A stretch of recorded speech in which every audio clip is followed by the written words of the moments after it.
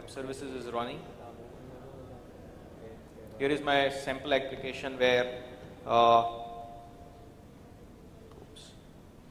here is access point. So access point where the WSDL standards are, or access mechanism for WSDL is. So I have it over here. Now I go. So what you can do is you can see the extension. If it is, say for example, it is running with .asmx, you know it is running on .NET platform. If it is JWS, then it is a Java web services and such. So this is one of the way you can identify the technology. Or when you make an actual request, for example, I have made a head request over here, and you can see X powered by ASP.NET. But as soon as I make a request to .asmx, you can see it is, I got another header called X ASP.NET version 1.1. So on these bases, you can identify or fingerprint what technology or what web technology for a web services it is running with.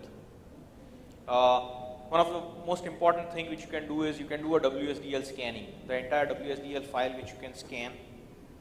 WSDL file is nothing but the interface definition language which you used to have in Corba. So from WSDL file I can identify which methods this particular web service is supporting.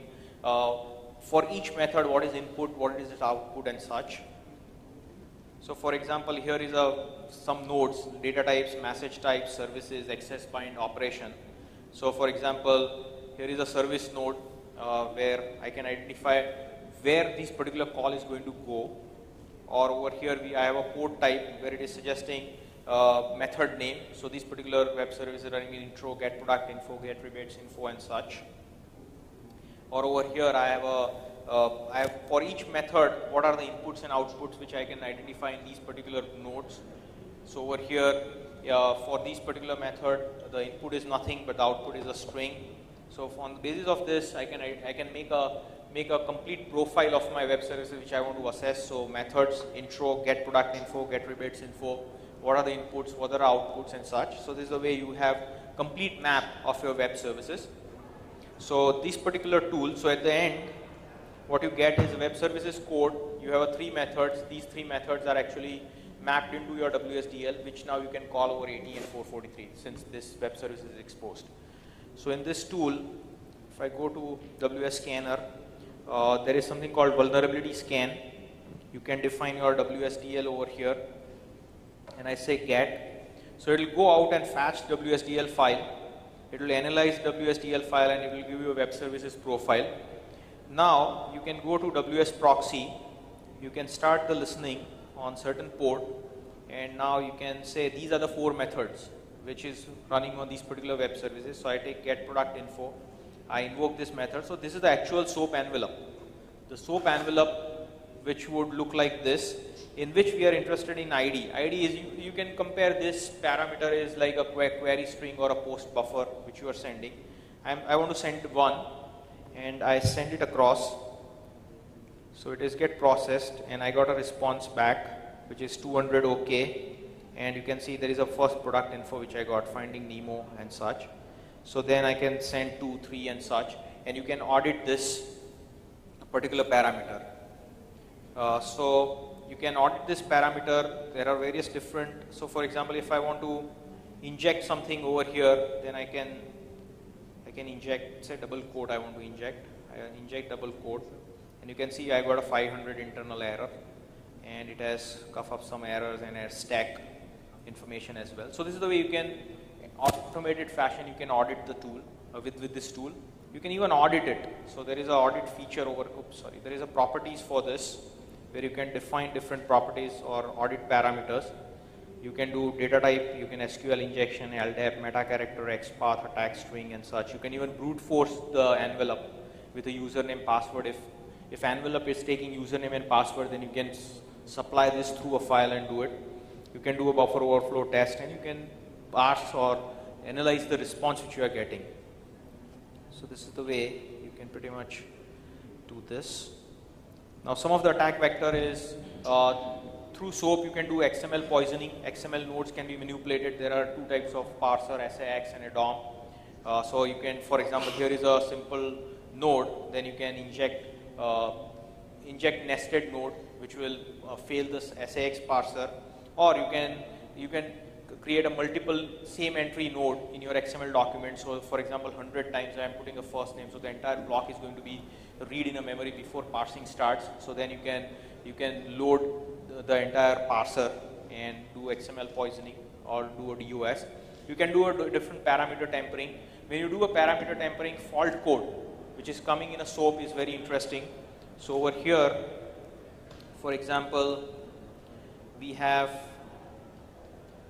as soon as we injected this double quote, we got a fault code.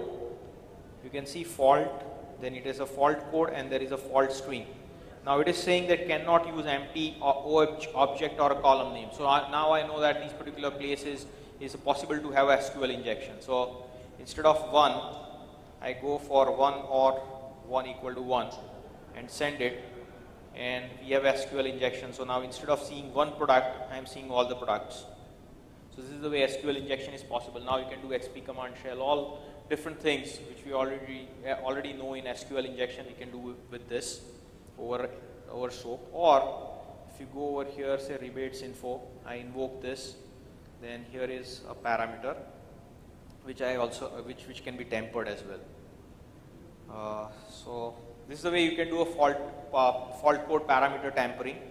Over here I am passing the file name which doesn't exist, so it is coming up with a fault string which is saying a C: file not found. So now I know that this particular is a file, so I can download the file through it. So over here, if I go and I do file info, I send it, I got this particular error which is saying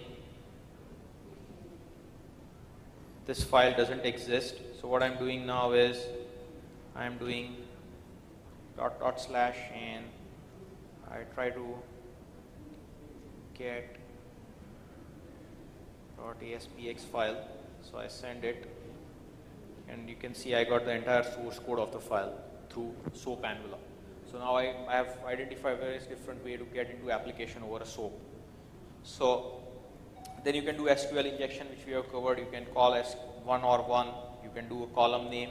These are the few vulnerabilities which I discovered in a .NET framework which reported, and MSRC has already fixed from 2.0 version. Then you can go for 1 or 1.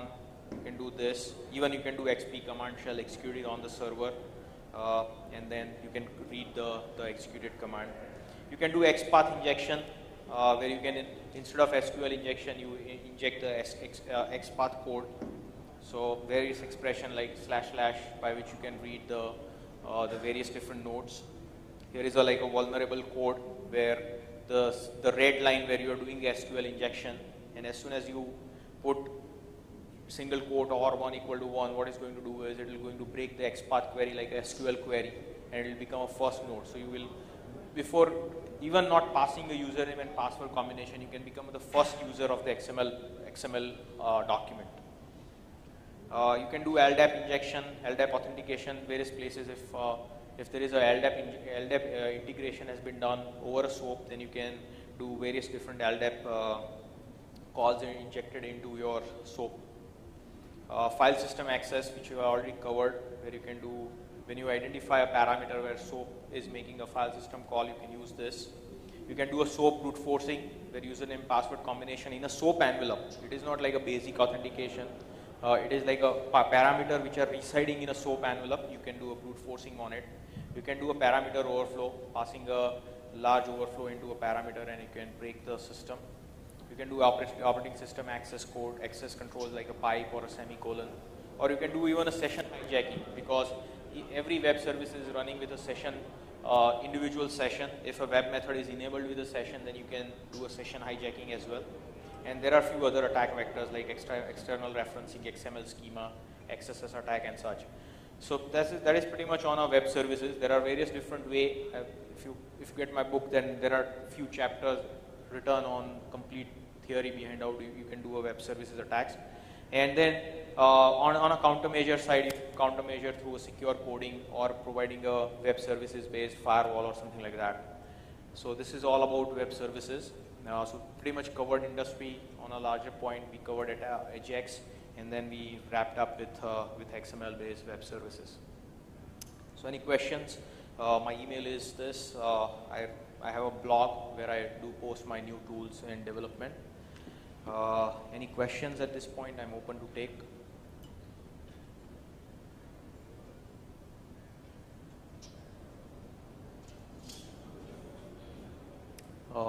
No questions. Okay, thank you very much for listening patiently. Thanks.